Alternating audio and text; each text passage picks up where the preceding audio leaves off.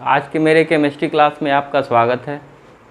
बच्चों, आज हम पढ़ेंगे इलेक्ट्रोकेमिस्ट्री। इलेक्ट्रोकेमिस्ट्री के अपने पहले लेक्चर में हमने पढ़ा था सेल, इलेक्ट्रोलिटिक सेल और गैल्वेनिक सेल। हमने पढ़ा था कि इलेक्ट्रोलिटिक सेल इलेक्ट्रिक एनर्जी को केमिकल एनर्जी में कन्वर्ट करता है और गैल्वेनिक सेल केमिकल एनर्जी को इलेक्ट्रिक एनर्जी में कन्वर्ट करता है। गैल्वेनिक सेल में हमने देखा था कि दो हाफ सेल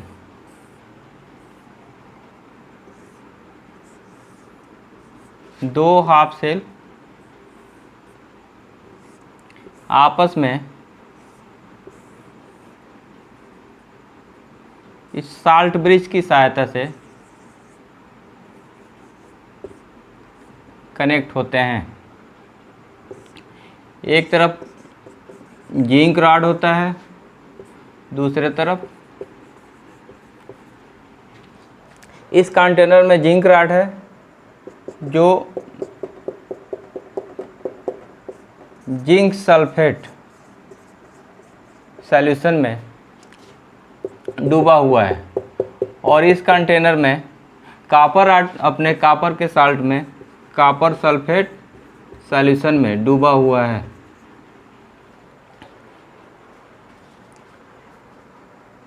जिंक रॉड से जिंक 2+ इलेक्ट्रॉन, जिंक रॉड से जिंक 2+ निकल के इस सॉल्यूशन में आते हैं।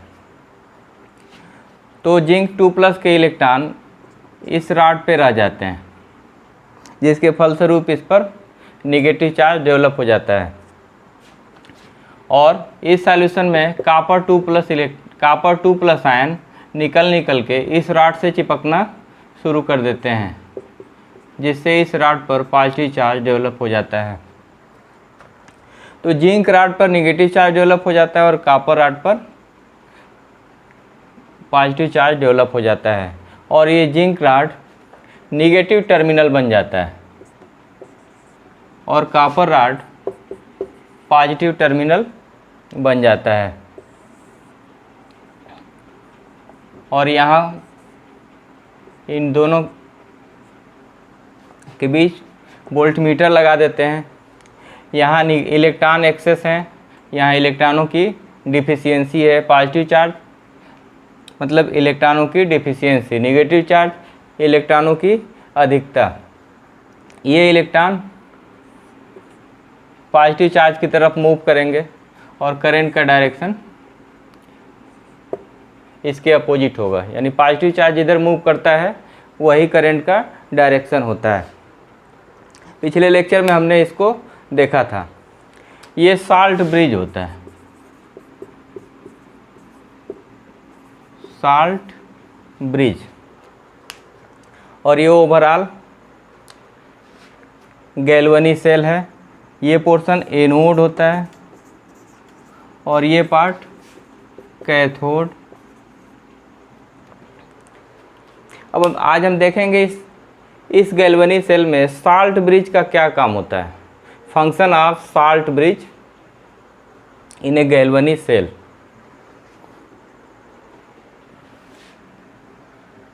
इसको एक बार ध्यान से देख लीजिए। इस साल्ट ब्रिज की सहायता से ही इसमें करंट फ्लो होता है। अगर साल्ट ब्रिज को इसमें से हम निकाल लेते हैं तो करंट फ्लो रुक जाता है, सर्किट इनकम्प्लीट हो जाती है।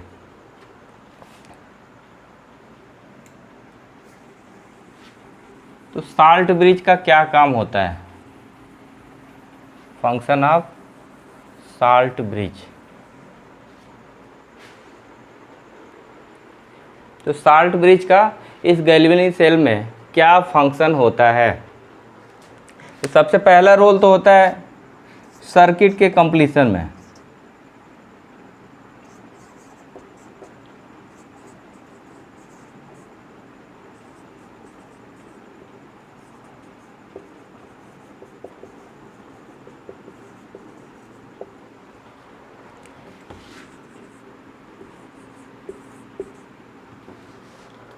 अगर इस साल्ट ब्रिज को निकाल देते हैं, इसमें से निकाल देते हैं, तो इसमें जो भी करंट फ्लो हो रहा है वो तत्काल रुक जाएगा। यानी कि सर्किट के कंप्लीट करने में इस साल्ट ब्रिज का इम्पॉर्टेंस है। बिना साल्ट ब्रिज के सर्किट कंप्लीट नहीं हो सकती। यानी कि इस सेल को अगर रोकना है तो साल्ट ब्रिज निकाल के बाहर रख दीजिए, ये गैल्वेनिक सेल काम करना तत्काल बंद कर देगा। अब दूसरा फंक्शन क्या है, इसके लिए हमको समझना पड़ेगा ये हाफ सेल, इस हाफ सेल की स्ट्रक्चर क्या होती है। इसके फंक्शन को समझने के लिए इस हाफ सेल को हम देखते हैं। इस हाफ सेल के फंक्शन को देखेंगे तो इसका फंक्शन भी क्लियर होगा। होता क्या है, इस राड को इसमें डिप करते हैं, जिंक राड को जिंक सल्फेट सॉल्यूशन में। तो होता क्या है, इस राड से जिंक 2+ निकल के सॉल्यूशन में आते जाएंगे। इस राड से जिंक 2+ निकल के इस सॉल्यूशन में आते जाएंगे। होगा क्या, इस सॉल्यूशन में पहले से ही Zn2+ थे और इस राड से जिंक 2+ Zn आयन इस सॉल्यूशन में और आने शुरू हो गए। यानी कि ये सॉल्यूशन जिंक 2+ के एक्सेस में हो जाएगा। यानी कि इस राड के अगेंस्ट ये सॉल्यूशन पॉजिटिवली चार्ज हो जाएगा। तो जब ये पॉजिटिवली चार्ज हो जाएगा, सपोज करिए ये पॉजिटिव चार्ज हो गया, तो इसमें से फर्दर जिंक 2+ निकल के सॉल्यूशन में आना रुक जाएगा। इतना आप समझ रहे होंगे।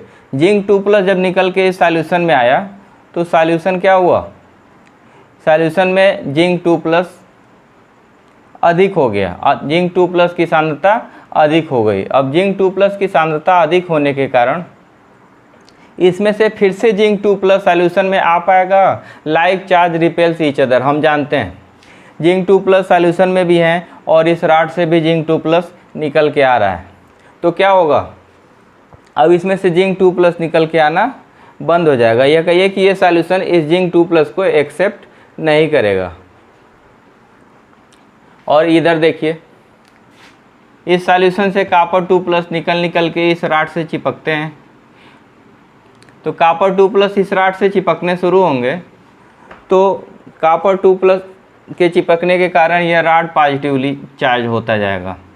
एक बार जब ये पॉजिटिवली चार्ज हो गया, यानी कि इस सॉल्यूशन में कॉपर 2+ आयनों की संख्या कम हो जाती है।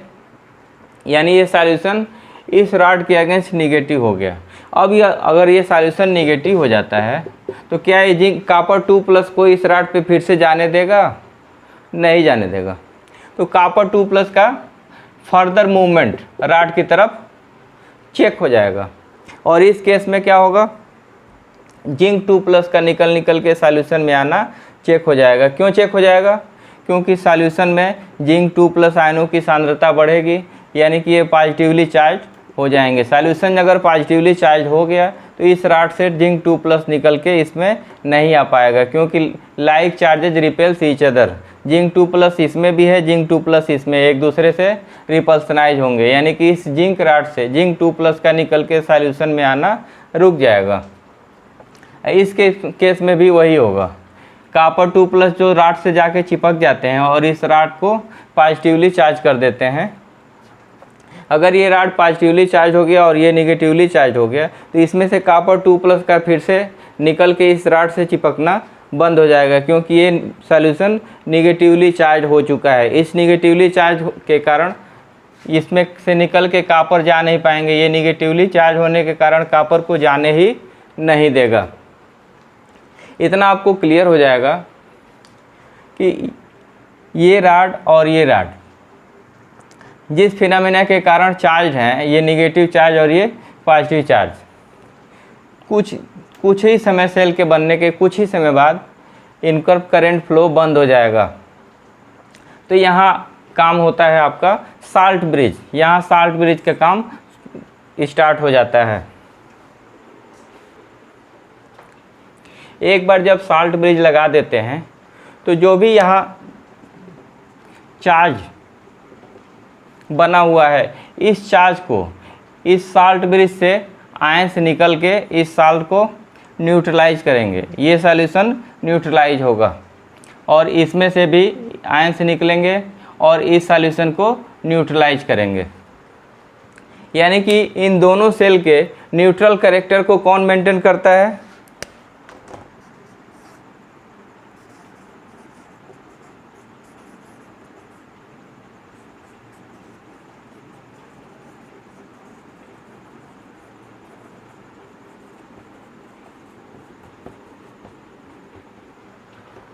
तो साल्ट ब्रिज का एक काम होता है सर्किट को कंप्लीट करना और दूसरा होता है इस सॉल्यूशन को न्यूट्रलाइज करना। अगर ये न्यूट्रल नहीं रहेगा तो इस पर पॉजिटिव निगेटिव चार्ज और इस पर पॉजिटिव चार्ज डेवलप नहीं हो पाएगा, क्योंकि इसमें से जिंक 2+ निकल के सॉल्यूशन में नहीं आ पाएंगे और इसमें से कॉपर 2+ निकल के इस रॉड पे नहीं आएंगे।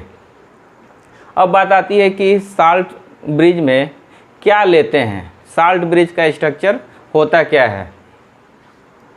तो साल्ट ब्रिज दिख रहा है आपको। साल्ट ब्रिज एक इन्वर्टेड यू ट्यूब होता है।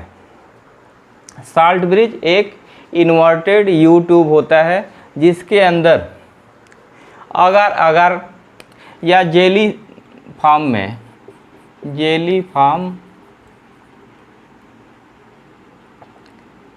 KCl KNO3 ammonium chloride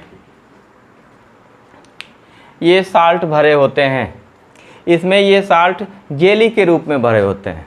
jelly के रूप में क्यों भरते हैं? अगर लिक्विड के रूप में भरेंगे और इसको इसमें डालेंगे तो क्या होगा, सारे के सारे ये आयंस ये साल्ट इस सॉल्यूशन में गिर जाएंगे। इस कारण इसमें जेली लाइक फॉर्म में इन साल्ट को रखते हैं। इसमें कौन कौन से साल्ट होने चाहिए? इन साल्टों की सबसे बड़ी विशेषता है कि इनके एनायन और कैटायन की आयनिक मोबिलिटी समान होनी चाहिए। यानी कि ये जो भी आयंस बनते हैं उनकी गतिशीलता समान होगी, एक ही स्पीड से ये इधर और इधर मूव करेंगे। तो हमने देखा कि ये गैल्वेनिक सेल में इस साल्ट ब्रिज का काम क्या होता है। पहला काम होता है सर्किट को कंप्लीट करना और दूसरा काम होता है इन हाफ सेल के न्यूट्रल कैरेक्टर को मेंटेन करना। और इस साल्ट इसमें किस प्रकार का साल्ट लेते हैं? ऐसा साल्ट जिसमें कैटायंस और एनायंस की आयनिक मोबिलिटी सेम होती है या अबाउट सेम होती है, लगभग बराबर होती है। इसमें जो हम सॉल्यूशन लेते हैं साल्ट सॉल्यूशन किस रूप में लेते हैं? लिक्विड फॉर्म में न लेकर जेली फॉर्म में लेते हैं। जेली फॉर्म में लेने का लाभ क्या होता है? ये इसमें से सॉल्यूशन में गिरते नहीं हैं। अगर सॉल्यूशन के फॉर्म में लेंगे तो ये सॉल्यूशन इस हाफ सेल में गिर जाएंगे और ये साल्ट ब्रिज फंक्शन में नहीं रहेगा। अब हम देखेंगे electrode potential. Electrode potential, electrode क्या होता है? इलेक्ट्रोड क्या होता है?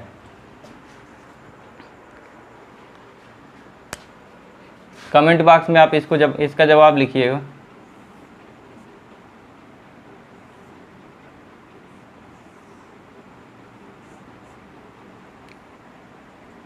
सपोज करिए एक कंटेनर है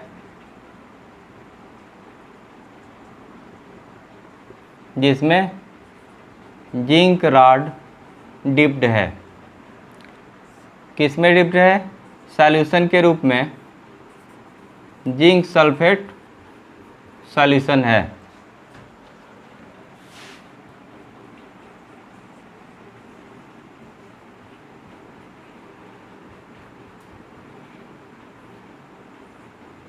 इलेक्ट्रोड पोटेंशियल।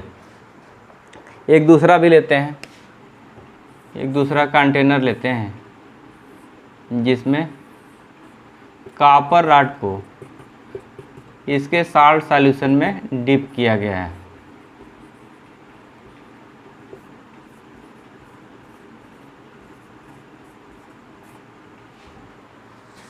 जिंक राड को हमने डिप किया है इसके साल्ट सॉल्यूशन में, जिंक सल्फेट सॉल्यूशन में, और कॉपर राड को हमने डिप किया है कॉपर सल्फेट सॉल्यूशन में।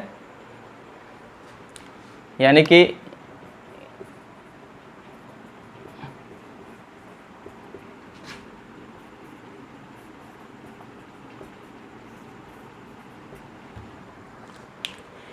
अब देखते हैं होता क्या है। जब हम इस जिंक राड को इस सॉल्यूशन में डिप करते हैं तो जिंक राड से जिंक 2+ निकल के इस सॉल्यूशन फेज में आना शुरू कर देते हैं। इस राड से जिंक 2+ निकल के इस सॉल्यूशन में आने लगते हैं। तो यहाँ ये रिएक्शन होता है।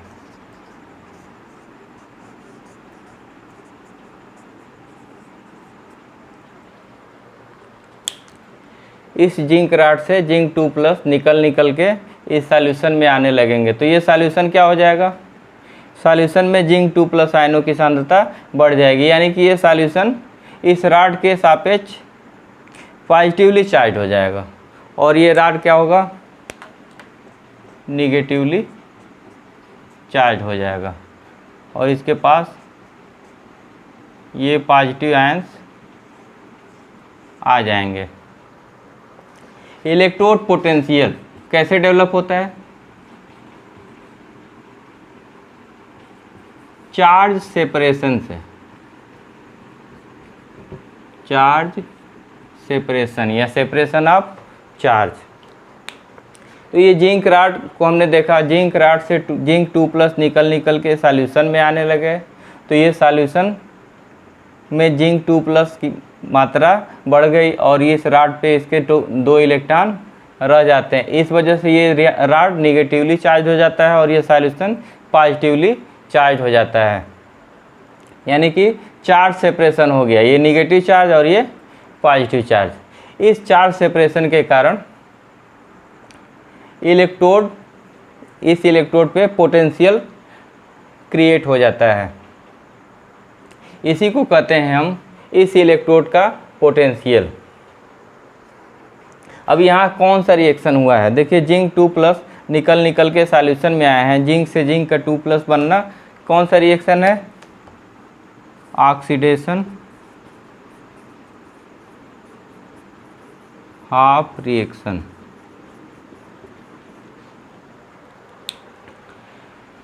तो यहाँ जो पोटेंशियल डेवलप होगा इसको हम बोलते हैं ऑक्सीडेशन पोटेंशियल। इसको ऑक्सीडेशन पोटेंशियल क्यों बोलते हैं, क्योंकि जिंक वाले सेल में जिंक का ऑक्सीडेशन होता है, इस वजह से इसको बोलते हैं ऑक्सीडेशन पोटेंशियल। यहाँ देखते हैं यहाँ क्या होता है। कॉपर राड को जब हम कॉपर सॉल्यूशन में डिप करते हैं तो कॉपर सॉल्यूशन से कॉपर 2+ निकल के इस राड से चिपकने शुरू हो जाते हैं, जिससे इस राड पर पॉजिटिव चार्ज आ जाता है। कैसे चार्ज आता है, कॉपर 2+ निकल के इस राड से चिपकना प्रारंभ हो जाता है। तो यह राड कॉपर 2+ के कारण पॉजिटिवली चार्ज हो जाता है और इस सॉल्यूशन में कॉपर 2+ की कमी हो जाती है, यानी कि ये सॉल्यूशन निगेटिवली चार्ज हो जाता है। और इस पॉजिटिव चार्ज को न्यूट्रलाइज करने के लिए ये निगेटिव आयंस यहाँ आ जाएंगे, यानी कि यहाँ भी चार्ज सेपरेशन हो जाता है। और इलेक्ट्रोड पोटेंशियल डेवलप होने के लिए चार्ज सेपरेशन होना आवश्यक है। तो यहाँ भी चार्ज सेपरेशन हुआ, यहाँ भी चार्ज सेपरेशन हुआ। यहाँ देखिए क्या होता है, कॉपर 2+ निकल के इस सॉल्यूशन में जाता है और यहाँ से 2 इलेक्ट्रॉन्स उस कॉपर 2+ को मिलते हैं और कॉपर 2+ कॉपर में बदल जाता है। यानी कि ये रिडक्शन हाफ रिएक्शन है।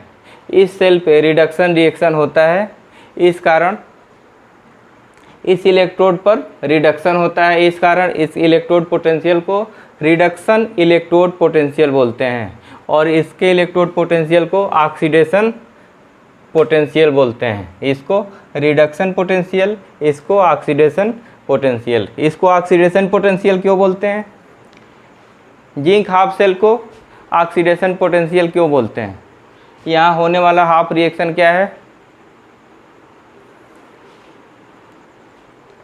जिंक रॉड पे होने वाला हाफ रिएक्शन क्या है? ऑक्सीडेशन हाफ रिएक्शन है। इस वजह से इस इलेक्ट्रोड पोटेंशियल को ऑक्सीडेशन इलेक्ट्रोड पोटेंशियल बोलते हैं। और कॉपर रॉड पे होने वाला रिएक्शन क्या है? रिडक्शन हाफ रिएक्शन है। इस कारण इस इलेक्ट्रोड पोटेंशियल को क्या बोलते हैं? रिडक्शन इलेक्ट्रोड पोटेंशियल, इसको बोलते हैं।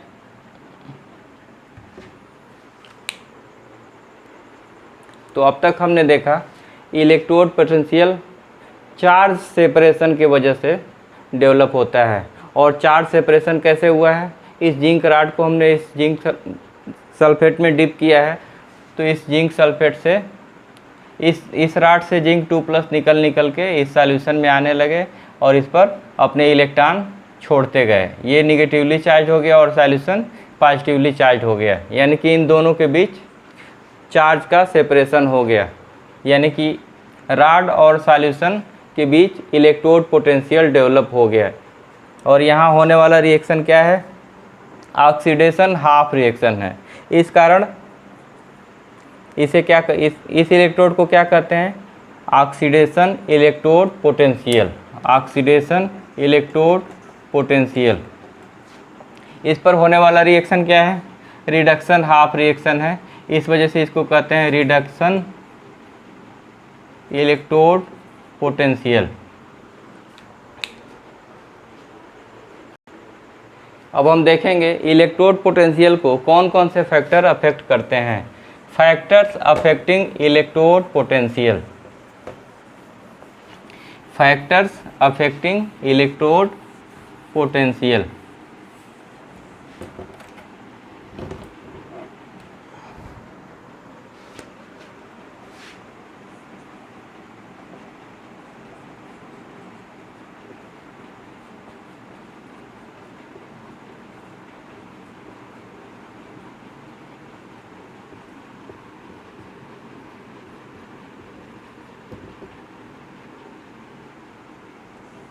कौन कौन से फैक्टर इलेक्ट्रोड पोटेंशियल को अफेक्ट करते हैं? सबसे पहला फैक्टर है नेचर ऑफ इलेक्ट्रोड। इलेक्ट्रोड का इंट्रिंसिक प्रॉपर्टी डिफाइन करती है कि इलेक्ट्रोड का नेचर क्या होगा, ऑक्सीडेशन इलेक्ट्रोड होगा या रिडक्शन इलेक्ट्रोड होगा। हमने देखा है कि जिंक सेल क्या होता है? ऑक्सीडेशन इलेक्ट्रोड है।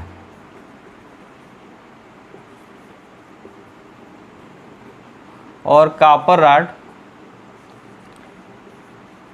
रिडक्शन इलेक्ट्रोड है।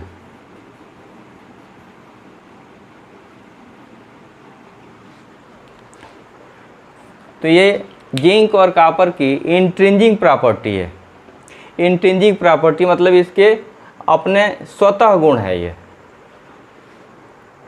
कोई एलिमेंट ऑक्सीडेटिव फॉर्म में रहना पसंद करता है और कोई एलिमेंट रेड्यूस फॉर्म में रहना पसंद करता है। जिंक के लिए जिंक 2+ में रहना ज़्यादा कंफर्टेबल है और कॉपर के लिए कॉपर 2+ में रहना ज़्यादा कंफर्टेबल नहीं है। कॉपर के रूप में रहना ज़्यादा कंफर्टेबल रहता है। जिंक के लिए जिंक 2+ ये ज़्यादा सूटेबल है और इसमें ये ज़्यादा।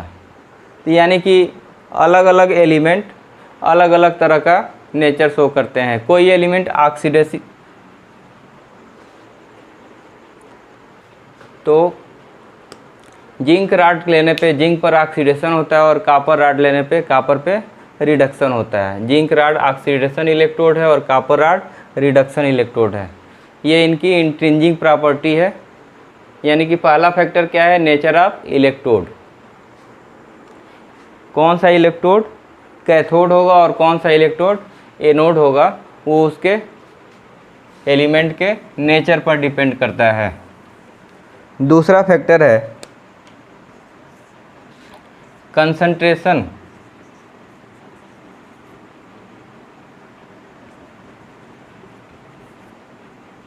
Of ions.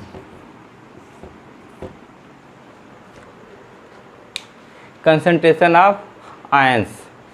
इस फैक्टर को हम आगे के दूसरे लेक्चर में देखेंगे। नेक्स्ट इक्वेशन जब हम पढ़ेंगे तो कंसंट्रेशन डिपेंडेंसी ऑफ इलेक्ट्रोड देखेंगे। नेक्स्ट इक्वेशन ही बताता है कि कंसंट्रेशन पे इलेक्ट्रोड पोटेंशियल कैसे वेरी करता है। मतलब पहला फैक्टर था नेचर ऑफ इलेक्ट्रोड, दूसरा फैक्टर है कंसंट्रेशन ऑफ आयंस और तीसरा फैक्टर है टेम्परेचर।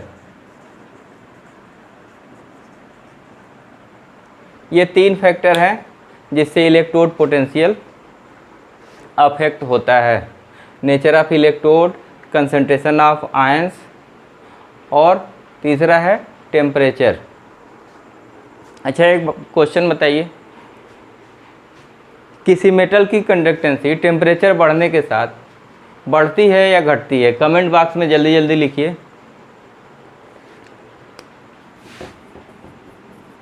मेटल कंडक्टेंसी टेम्परेचर बढ़ने के साथ बढ़ती है या घटती है? और दूसरा है इलेक्ट्रोलाइट कंडक्टेंसी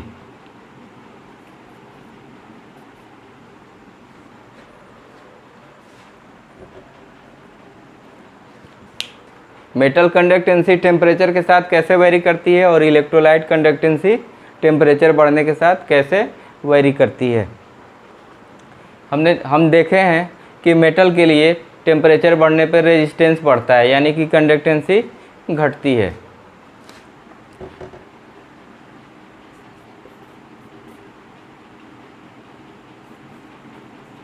मेटल के लिए है टेम्परेचर इन्वर्सली प्रोपोर्शनल कंडक्टेंसी, लेकिन इलेक्ट्रोलाइट के लिए इसका अपोजिट होता है, टेम्परेचर प्रोपोर्शनल टू होता है कंडक्टेंसी। ऐसा क्यों होता है? मेटल की बॉन्डिंग आपने पढ़ा है कि मेटल में इलेक्ट्रॉन्स जब एक ही दिशा में अलाइंड हो जाते हैं या मेटल्स के डोमेन एक ही दिशा में अलाइन हो जाते हैं तो उनकी कंडक्टेंसी बढ़ती है, और टेम्परेचर बढ़ने पे इनके इलेक्ट्रॉन्स वाइब्रेशन के कारण एक ही दिशा में नहीं जा पाते, एक दूसरे को डिस्टर्ब करते हैं और ये रेजिस्टेंस क्रिएट करते हैं। जबकि इलेक्ट्रोलाइट के केस में टेम्परेचर बढ़ने पर उनकी काइनेटिक एनर्जी बढ़ती है। इनकी कंडक्टेंसी का रीज़न क्या है? मेटल की कंडक्टेंसी किसके कारण होती है? मेटल स्ट्रक्चर आपने पढ़ा होगा फर्स्ट ईयर में।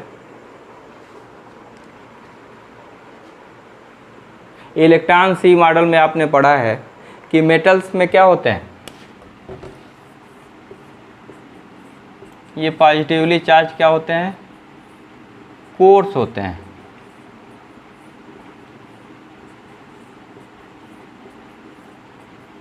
और इनके बीच बीच में ये मोबाइल इलेक्ट्रॉन सी होते हैं।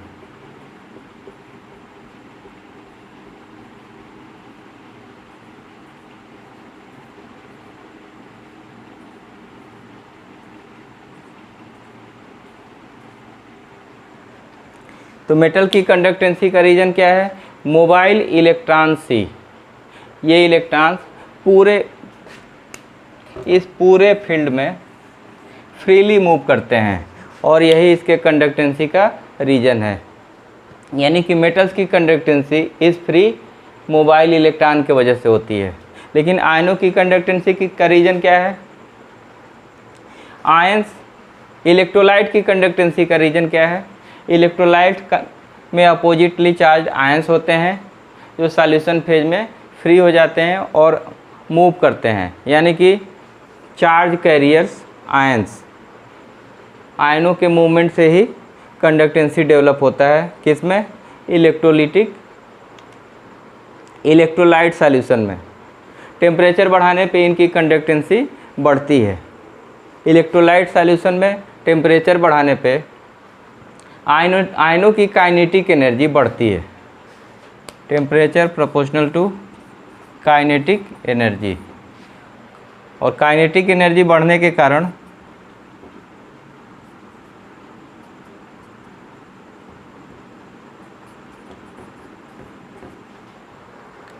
आयनों का मूवमेंट तेज हो जाता है, यानी कि आयनिक मोबिलिटी बढ़ता है, और आयनिक मोबिलिटी बढ़ेगा तो क्या होगा, कंडक्टेंसी बढ़ेगी।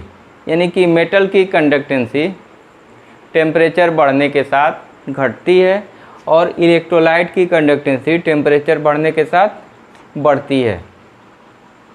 इतना क्लियर है? अब बच्चों बाकी की नेक्स्ट लेक्चर में देखेंगे।